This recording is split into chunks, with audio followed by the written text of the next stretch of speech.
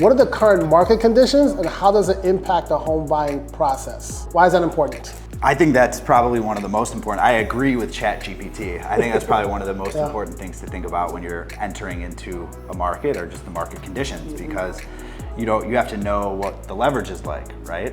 Like right now, there's very low inventory. It's clearly still a seller's market.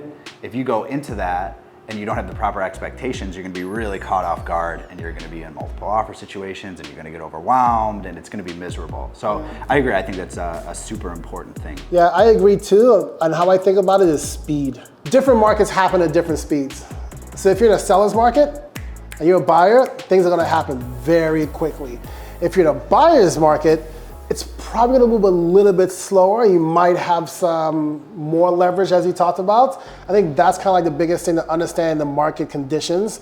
I think also when I think about it is, if a property is brand new to the market in general, you tend to not have as much leverage. If it's very low inventory, you don't have much leverage. So I do understand where market conditions can affect it, but also in a buyer's market, if a property is brand new, you still don't have as much leverage. So it's not just the market itself, but also when a property comes to market. It can be property specific, but I think it's just all expectation setting with like everything in real estate or life. Yeah. Like you have to set expectations. Are we going properly. with life? Is that where we are? Life.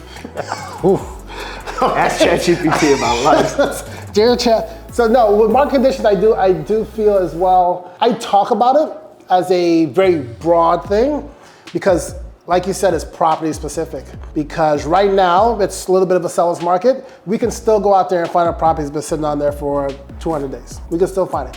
And in a buyer's market, you can still have a property that's gonna go multiple offers in a weekend. Yeah, that's very true. So like the market conditions, I think is more of a general statement. Hey, we're in this kind of market. This is a possibility.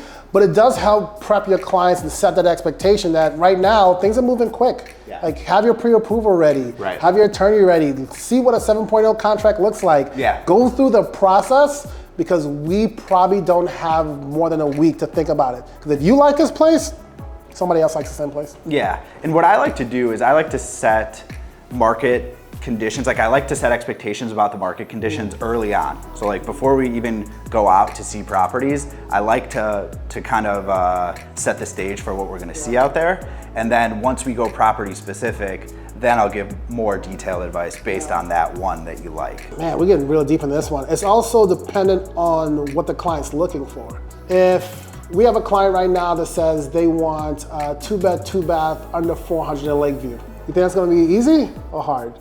Very hard. Very hard.